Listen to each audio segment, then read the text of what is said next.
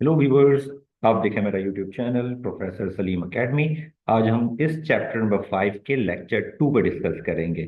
और आज के इस लेक्चर के अंदर जो हमारा टॉपिक होगा वो होगा law of supply.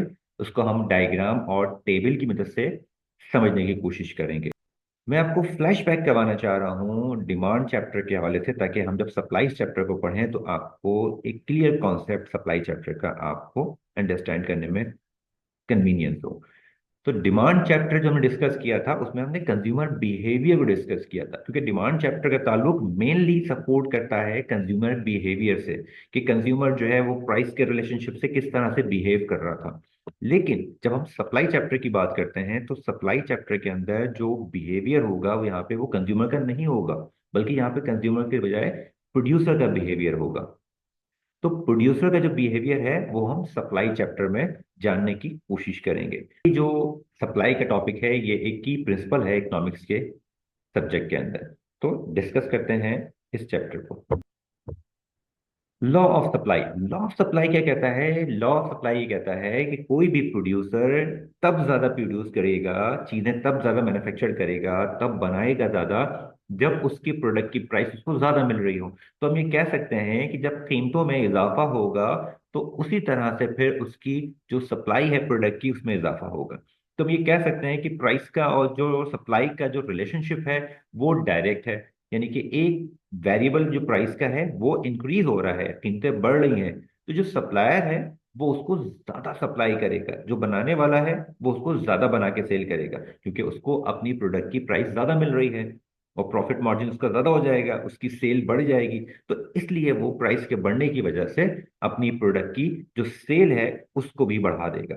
Therefore we call the price का और जो सप्लाई का जो रिलेशनशिप है दोनों वेरिएबल का, वो डायरेक्ट रिलेशनशिप है कि एक वेरिएबल के बढ़ने से दूसरा वेरिएबल भी बढ़ जाता है।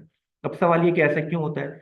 देखिए, हमने भी जाना कि जो डिमांड का जो चैप्टर था उसमें कंज्यूमर के बिहेवियर पे डिस्कस किया, जबकि सप्लाई का जो चैप्टर है इसके अंदर हम प्रोड्यूसर के बिहेवियर पे डिस्कस कर रहे हैं। तो प्रोड्यूसर का बिहेवियर ये कहता है कि जब उसको ज्यादा पैसा मिल रहा होता है, उसको ज्यादा प्रॉफिट मिल रहा होता है, उसकी सेल वॉल्यूम बढ़ रही होती है, तो वो अपनी प्रोडक्ट को ज्यादा प्रोड्यूस करने पे फोकस करेगा और यही उसके लिए मोटिवेशन लेवल होगा।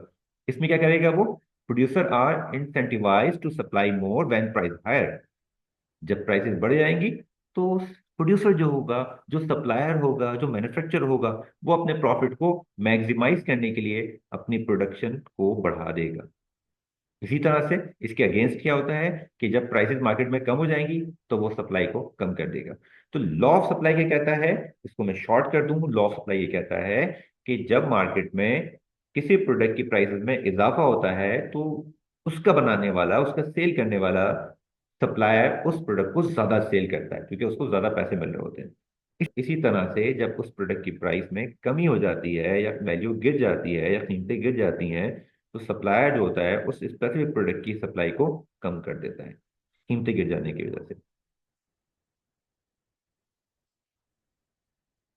अब हम जानने की कोशिश करेंगे लॉ ऑफ सप्लाई को डायग्राम और टेबल की मदद से।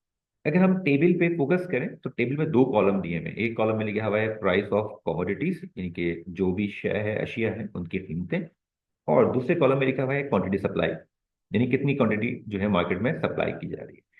तो अगर हम पहले वाली रॉ पे आए कॉलम के, तो 100 रुपए जब प्रोडक्ट की प्राइस थी, प्रोडक्ट यहाँ पे कोई भी सपोज कर सकते हैं, एक्स वाई सी कोई भी प्रोडक्ट हो सकती है, क्योंकि यहाँ पे हम जनरलाइज कर रहे हैं तो इसलिए हम किसी खास प्रोडक्ट को यहाँ पे एग्जाम्पल पे नहीं ले रहे हैं, हम जनरल बात कर रहे हैं। तो 100 रुपीज जब एक प्रोडक्ट की प्राइस थी तो वो 1000 kg में सप्लाई होती थी मार्केट में, यानी कि प्रोड्यूसर उसको 1000 kg बनाता था अपने इंडस्ट्री में, फैक्ट्री में, अपने कारखाने में, और तो सेल करता था। जब प्रोडक्ट की उसकी प्रोडक्ट की प्राइस, उसी प्रोडक्ट की प्राइस 200 रुपये हो गई तो उसने सप्लाई को बढ़ा दिया, क्योंकि उसको ज्यादा सेल वॉल्यूम हो गया। उसको पता है कि उसकी प्रोडक्ट की प्राइस ज्यादा मिल रही है तो उसका प्रॉफिट मार्जिन, उसका सेल वॉल्यूम वो सब बढ़ जाएगा, तो ज्यादा प्रोड्यूस करेगा, ज्यादा एफर्ट्स करेगा। प्राइस 300 हुई, इजाफा हो गया। इस तरह जैसे जैसे ये सप्लाई, ये प्राइसेस बढ़ती जा रही हैं, आप देखें सप्लाई जो है वो इंक्रीज होती जा रही है। यही वजह है, हमने बात समझी अभी, कि प्राइस का और क्वांटिटी सप्लाई का जो रिलेशनशिप है वो डायरेक्ट है, कि एक वेरिएबल अगर इंक्रीज होगा, जैसे ये वेरिएबल इंक्रीज हो रहा है, तो देखें इसकी दूसरा जो वेरिएबल है सप्लाई वाला वो भी इंक्रीज होना शुरू हो गया। अब हम इसी टेबल को इस ग्राफ से समझने की कोशिश करते हैं। इस ग्राफ की दो एक्सिस हैं। एक एक्सिस के ऊपर जो है वो आप प्राइजेस लिखेंगे। ये देखेंगे तमाम प्राइजेस 100 से लेके 500 तक, यहाँ पे आपने इसको मेंशन कर दिया वाई एक्सिस के ऊपर। और जो क्वांटिटी सप्लाई है वो आपने एक्स एक्सिस के ऊपर 1000 kg से लेके 5000 kg तक आपने मेंशन कर दी। ये आपकी कॉलम की वैल्यू है। मेरी पिछली तमाम वीडियोस जो है मौजूद है, जिसमें मैंने आपको बहुत डिटेल के अंदर समझाया हुआ है कि किस तरह से टेबल को बनाया जाता है और उस टेबल से किस तरह से आप डायग्राम को कंस्ट्रक्ट कर सकते हैं, किस तरह ड्रॉ कर सकते हैं। तो मेरी पिछली वीडियो जरूर देख लीजिएगा ताकि आपको बहुत अच्छा आइडिया हो जाए। देन इसके बाद ये आप चैप्टर देखेंगे तो आपको चीज़ों को समझना ज़्यादा आसान लगेगा। ये डायग्राम हम मुकम्मल करते हैं। मैं रिपीट कर दूं कि हमने वाई एक्सिस के ऊपर जो है प्राइस लिखी है और एक्स एक्सिस पे हमने क्वांटिटी सप्लाई की वैल्यू लिखी है इस टेबल की मदद से जो आपकी स्क्रीन पे है। अब हम क्या करेंगे, अब हम बारी बारी हर हर कॉलम की, हर हर रो की वैल्यू को मैच करते चलेंगे। यानी जब प्राइस 100 रुपीज थी, सप्लाई कितनी हो रही थी? 1000। ये देखिए, ये प्राइस 100 रुपीज थी तो सप्लाई कितनी हो रही है? 1000। तो ये आपने एक लाइन ड्रॉ कर दी, ये आपका इक्विलिब्रियम पॉइंट बन गया। ये पॉइंट बता रहा है कि इस पॉइंट के ऊपर प्राइस 100 है और इस पॉइंट के ऊपर सप्लाई 1000 है। इसी तरह से जब प्राइस बढ़ के 200 हो गई तो देखें सप्लाई भी 2000 हो गई। इसी तरह से जब प्राइसेस 300 हो गई बढ़ के तो अब देखें सप्लाई भी बढ़ गई। अब आप देखें दोनों का रिलेशनशिप जो है वो डायरेक्ट है, जिसकी वजह से एक वेरिएबल प्राइस का बढ़ रहा है तो दूसरा वेरिएबल जो है क्वांटिटी सप्लाई का वो भी बढ़ रहा है, जिसकी वजह से ये जो कर्व आपको दिख रहा है left to right upward. Demand में क्या हुआ था? डिमांड में डाउनवर्ड स्लोप था डिमांड कर्व का, जबकि सप्लाई वाले कॉन्सेप्ट में क्या हो रहा है? जो सप्लाई का कर्व है वो अपवर्ड मूव कर रहा है। प्राइस जब 400 हुई तो सप्लाई बढ़ के 4000 हो गई। इसी तरह से प्राइस और बढ़ी 500 पाई तो ये सप्लाई जो है 5000 हो गई। ये हमने पूरे टेबल को इस ग्राफ के अंदर हमने प्लॉट कर दिया और इससे हमें समझ में आया कि जो रिलेशनशिप था प्राइस का और क्वांटिटी सप्लाई का वो डायरेक्ट था, जिस वजह से दोनों वेरिएबल बढ़ने की वजह से ये जो कर्व है सप्लाई कर्व वो इस तरह से मूव कर रहा था। ये left to right upward move करता है। तो ये एमसीक्यूज में आपका सवाल आपसे पूछ सकते हैं कि सप्लाई कर्व की जो मूवमेंट डायरेक्शन होती है वो कैसे होती है। आप सिंपल बता देंगे कि जो सप्लाई कर्व की जो डायरेक्शन या मूवमेंट होती है वो लेफ्ट टू राइट अपवर्ड होती है।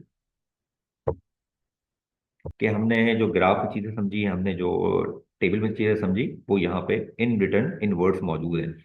लिखा हुआ है according to diagram and schedule.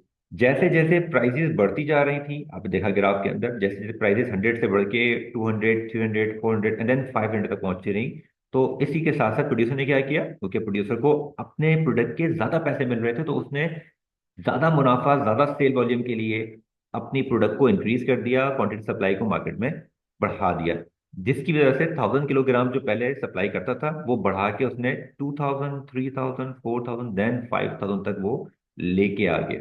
Contrary इसको हम देख लेते हैं, इसके अपोजिट क्या होता है। जब प्राइसेस कम होती हैं, यानी कि 5000 प्राइस मैक्सिमम है और फिर कम होके वो 400 पे, 300 पे, 200 पे, देन 100 पे आ रही है, तो प्राइसेस गिरने की वजह से जो प्रोड्यूसर है वो भी अपनी सप्लाई को रिड्यूस कर देगा, क्योंकि उसको अपनी प्रोडक्ट के पैसे कम मिल रहे हैं। तो वो 5000 से सप्लाई को गिरा के 4000, 3000, 2000 देन 1000 पे लेके आ जाएगा।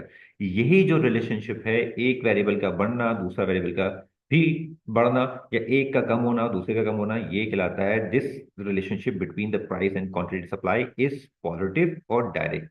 The supply curve move left to right upward. ये चीज हमने समझी। आगे बढ़ते हैं और देखते हैं कि इसकी अजम्पशंस क्या हैं। देखिए किसी भी लॉ के अंदर अजम्पशंस या एक्सेप्शंस का होना लाजमी है। ये बात हमने पिछली वीडियोस में अच्छी तरह समझ ली थी। तो इसकी अजम्पशन लॉ ऑफ सप्लाई की क्या है वो जान लेते हैं। सबसे पहले लिखा हुआ है cost of production does not change. जो मैन्युफैक्चरर, जो सप्लायर उस अपनी प्रोडक्ट को प्रोड्यूस कर रहा है, उसको प्रोड्यूस करने में जो कॉस्ट आती है उस कॉस्ट में चेंजिंग ना हो। सबसे पहली अजम्पशन लॉ सप्लाई की है। नंबर 2 पे कहा जा रहा है techniques of the production does not change. जो टेक्निक्स है प्रोडक्शन की वो भी चेंज नहीं होनी चाहिए, क्योंकि प्रोडक्शन टेक्निक्स चेंज होगी तो इससे कॉस्ट भी बढ़ सकती है, जिसकी वजह से अल्टीमेटली आपको प्राइस की जो गुड्स की प्राइस उसको बढ़ाना पड़ेगा। जबकि लॉ ये कहता है कि जब लॉ ऑफ सप्लाई इंप्लीमेंट की जाए, इंफोर्स की जाए, तो कुछ ऐसी चीजें हैं जिसमें चेंजिंग बिल्कुल भी नहीं आनी चाहिए। अगर चेंजिंग आ जाएगी तो लॉ ऑफ सप्लाई ऑपरेशनल नहीं होगा। नंबर थर्ड पॉइंट है price of substitute good does not change. आपकी प्रोडक्ट की प्राइस अगर बढ़ रही है, आप मैन्युफैक्चरर हैं, आपकी प्रोडक्ट की प्राइस बढ़ रही है और कंज्यूमर देखता है कि यार ये तो पैसे बढ़ रहे हैं, अब तो मैं इसको छोड़ के जो इसके जो सब्स्टिट्यूट प्रोडक्ट है, जो इसका बदल प्रोडक्ट है वो ले लेता हूँ, तो मार्केट में जो सब्स्टिट्यूट प्रोडक्ट है उसकी प्राइस भी कम या चेंज नहीं होनी चाहिए। चौथा पॉइंट लिखा हुआ है, the objective of a firm does not change. जो फर्म का ऑब्जेक्टिव होता है, फर्म का ऑब्जेक्टिव क्या होता है? प्रॉफिट को बढ़ाना, ज्यादा से ज्यादा प्रॉफिट कमाना, सेल को बढ़ाना। ठीक है, तो ये सारी चीजें हैं, ये ऑब्जेक्टिव चेंज नहीं होना चाहिए।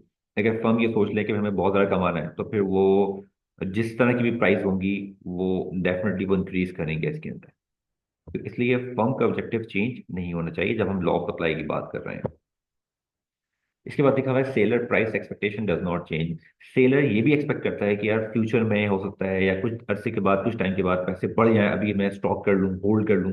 तो ऐसा नहीं होना चाहिए, रेगुलर सप्लाई होनी चाहिए, उस लिहाज से इसकी प्राइसेस मूव हो तो लॉ ऑफ सप्लाई के अंदर आती हैं।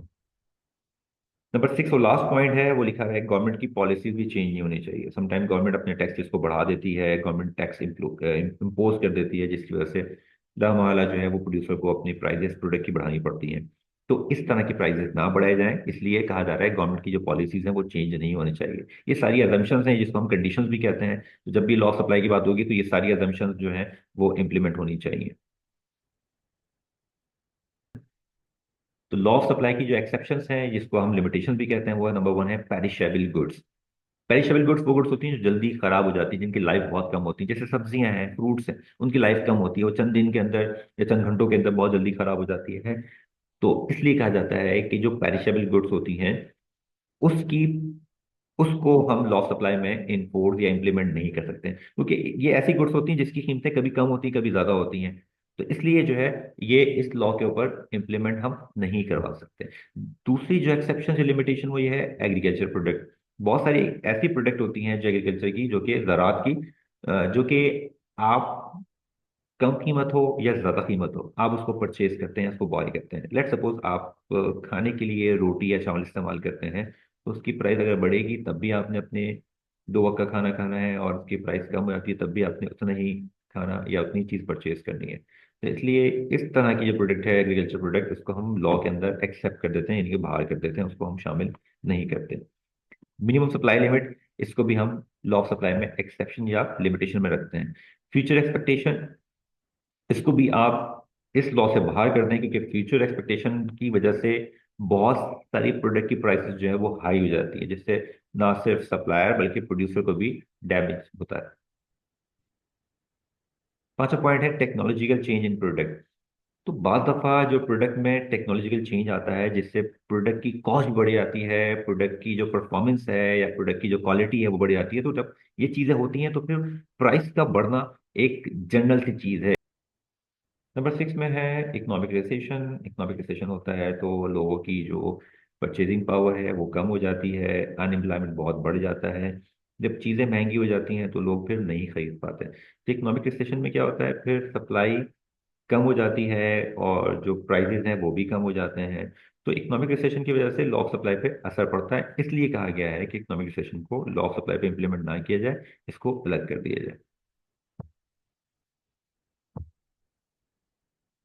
आखिर हम जान लेते हैं कि कौन कौन से फैक्टर हैं जो सप्लाई पे असरअंदाज होते हैं। जैसे आपने जाना है कि जो प्रोडक्शन कॉस्ट है, अगर ये बढ़ती है या कम होती है, जिसमें लेबर कॉस्ट भी शामिल है, एनर्जी कॉस्ट भी शामिल है, रॉ मटेरियल कॉस्ट भी शामिल है, तो ये सारी कॉस्ट मिलके जो है प्रोडक्शन कॉस्ट को बढ़ा या कम कर सकते हैं, जिससे सप्लाई पे असर पड़ता है। दूसरी है टेक्नोलॉजी, जैसा हमने जाना भी कि टेक्नोलॉजिकल डेवलपमेंट से, टेक्नोलॉजिकल इंप्रूवमेंट से भी सप्लाई पे फर्क पड़ता है, क्योंकि प्रोडक्शन कॉस्ट बढ़ सकती है या कम हो सकती है, या प्रोडक्शन कॉस्ट के ऊपर असर पड़ता है, जिससे सप्लाई के ऊपर असर पड़ता है। टैक्सेस एंड सब्सिडीज की बात कर लें तो गवर्नमेंट बाद बार टैक्स बढ़ा देती है, तो इससे फिर कॉस्ट बढ़ जाती है, फिर सप्लाई पे भी असरअंदाज होती है, प्रॉफिटेबिलिटी पे असरअंदाज होता है। तो इसी तरह से सब्सिडीज देकर आप चीज़ों को रिड्यूस कर सकते हैं, उससे भी सप्लाई पे असर पड़ता है। तो आज की इस कॉम्प्रिहेंसिव वीडियो के अंदर हम जाना है लॉ ऑफ सप्लाई के बारे में, उसकी अजम्पशन एक्सेप्शन और उसकी ग्राफ के बारे में। उम्मीद है कि आपको ये वीडियो अच्छी लगी होगी। हमारे यूट्यूब चैनल, फेसबुक पेज और व्हाट्सएप चैनल को जरूर लाइक करें। Thank you for watching my video. मेरी वीडियो को दोस्तों के साथ शेयर भी करें, मेरी वीडियो को लाइक करें और मेरे चैनल को सब्सक्राइब करें।